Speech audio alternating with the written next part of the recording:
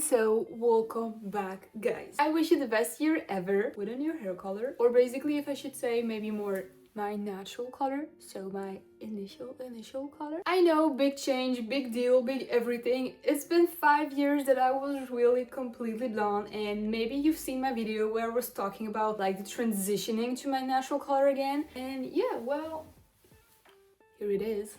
So today's topic is becoming a minimalist, but not in a physical or material way. Minimalism is not only having less to have less, it is also about clearing space so your mind can breathe too. When you're removing what drains you, what matters gets louder, and your days will feel calmer. That's a good rhyme, isn't it? So basically, your life feels so heavy when everything is kind of noisy. And there are a few simple ways that I will show you that can kind of like declutter into minimalism, and it will really help you so much to focus on what's really essential in your life. And if you don't know me by now, hi, I'm Julie. Here we're talking about sports, lifestyle, fashion, and tips in general. Hope you will like it, and don't forget to subscribe.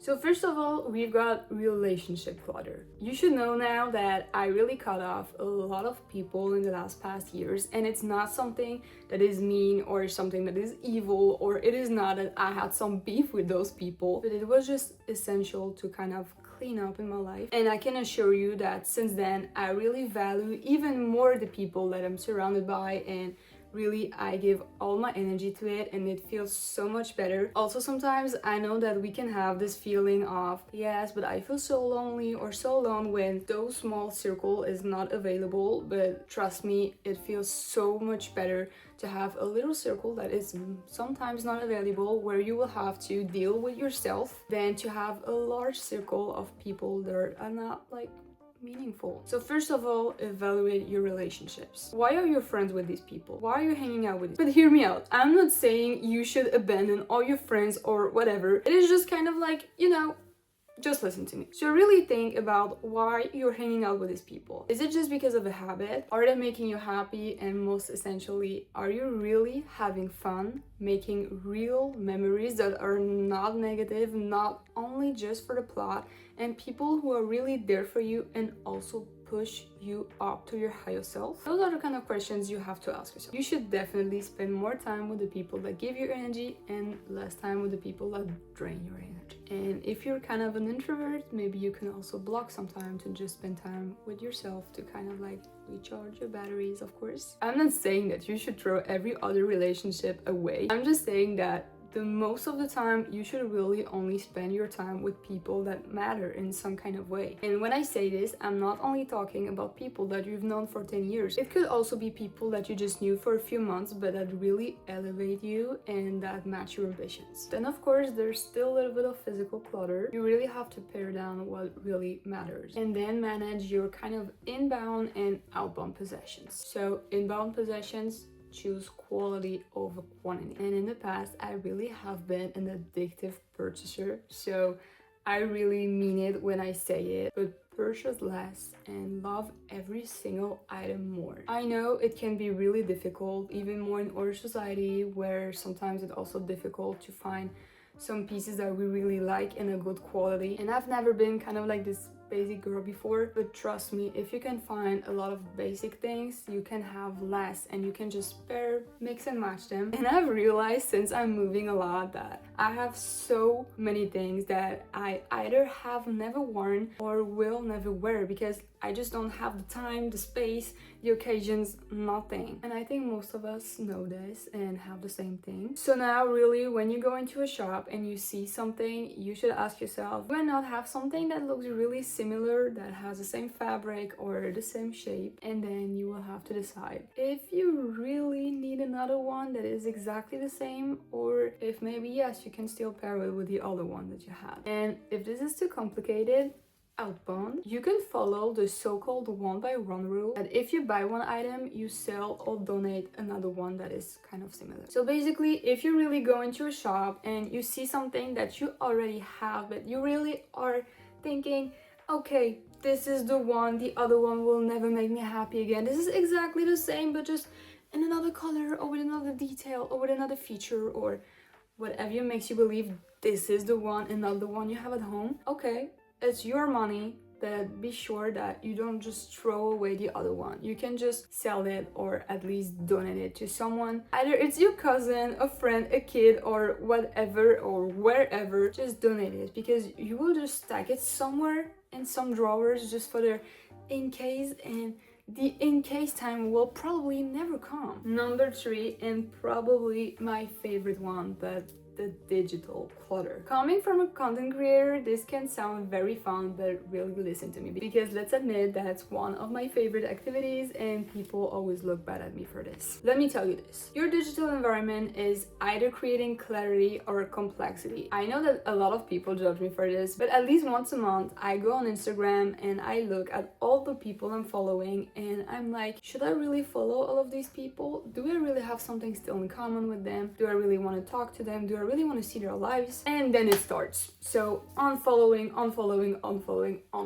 And I know there's so many people calling me so rude for that, but actually it's not even being rude. And if I unfollow someone, it doesn't mean I don't want to talk to them anymore and I will not tell them hi when I see them. I will be mad at them, or no. It's just that sometimes when you go through your feed, there are so many things and it's so overwhelming. And I think it's just mature to admit that you do not have to see the life of everybody, and even more if the content that they're creating is not necessarily what you want to see. So of course, if you're always with those people, you can follow them. But if these are people from such a long time ago and you don't like the content they're creating, or they're maybe not even creating one, and you really do not feel as if you would like to engage with them and ask them how they are and everything, you can just unfollow them. Turn off your notifications. Personally, every social media is turned off. So I do not get any notifications either from Instagram, from Snapchat, from TikTok, or whatever social media. So everything is off. So I only get the notifications if I'm going on the app. And please stop thinking the same thing as I was thinking for such a long time. But what if some people really have to tell me something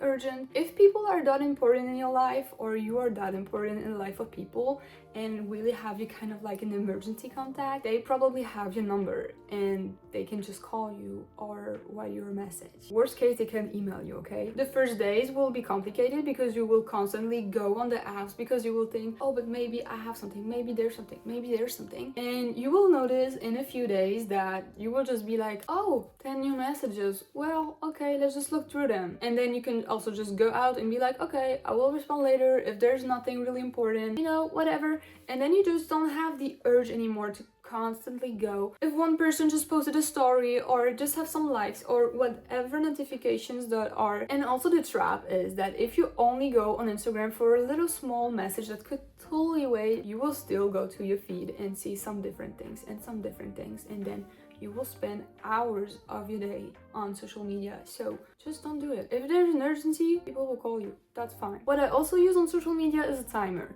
So I have 45 minutes a day. And of course, sometimes I just click it away. So you just have to enter your password and it's clicked away. But at least you get really aware of the time you're spending on your phone. I know that when I see it's already been 45 minutes, I'm like, oh wow, 45 minutes of my whole day on my phone, on social media. So on days where I'm just posting content and creating content, I'm like, okay, I mean, that's kind of my job. But sometimes I'm just doom scrolling like everyone and like, okay, no, 45 minutes of this already now? And if I would not have been warned, I would probably have done 35 minutes more. So I'm like, you know what? Maybe just don't click it away right now. You can click it away later. And it's also going with the first thing I was saying about this, but tidy your image. When I say that it's really important that you unfollow so many accounts and so many people, it is foremost because it's really important that you have something positive on your feed. Believe it or not, your online environment really shapes your focus. Even if you're saying, yes, but I'm just going on TikTok when I'm tired and blah. No, believe me,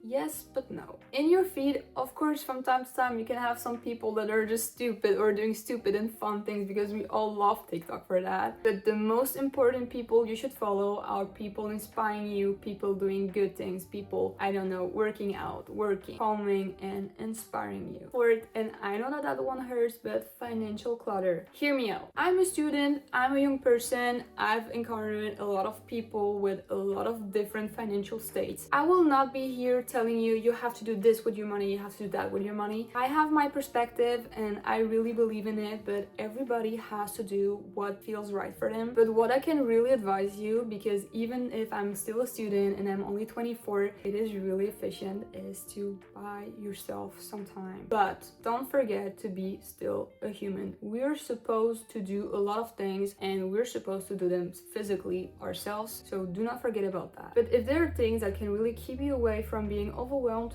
just buy them, just do them, and then you will have some more time to do something else. You can of course also cancel unused subscriptions, like you just don't need them. Sometimes you still have subscriptions and you don't even remember about them because you just never use them. So just go through your things and be like, okay, I still have this going on and this going on, but to be honest, I've not been watching or using it for months more, so just unsubscribe this. As I said, I'm not here to educate you about money, but there's so many different ways on the internet or where else where you can find so many good tips on how to manage your finances. So I really encourage you to find something that suits you. And for the last one, time clutter. I know that normally I really love to have everything structured and everything planned out, but sometimes it's really essential that you do not plan out everything. But what I'm doing is that I organize some time, I really block some time to just have time to do nothing, or just to recover, or just to rest. Take a break from social media, take a break from the news. I know that we're living in a world where it's really difficult to stay away from all of this. I know that sometimes I really try it, and at school some people are like, oh my gosh, but you haven't seen this and you haven't seen that and you haven't heard of this and you haven't heard of that. But you know what, sometimes even just taking 1 week off of social media and the news is so healing. And in 1 week there's nothing that can happen that you could not be aware of that is really essential to you. Either you will have time to do this in the weeks after, or if it's really that important and really the news, you will hear about it. Try to accept fewer meetings if they're important, of course. I know it's difficult, but try to manage and prioritize what is really essential. And also normalize making no a normal answer, because always saying yes to non-priorities is not good. I don't like to say no either, but if you feel like it is just too much, you don't have time, and yeah, just say no. I know it can be difficult, even more if we're talking about money or spending time with friends or with family, but believe me, it's better that you do not show up all the time and that you're present when you do. So if it's not a directly yes, I really want to do this, then it's a no. So all of these things look so small, and they actually are, even though they sound kind of rude and kind of difficult in the first place. But let me tell you, once you did it, you can do it all the time and your life will be so much easier, simpler, really good. I really encourage you to do so. And remember, you don't need a new year, a new house or whatever to become a new person. You just need some space to become it. Anyways, I hope you like this video and do not forget to subscribe, and I wish you the best day ever.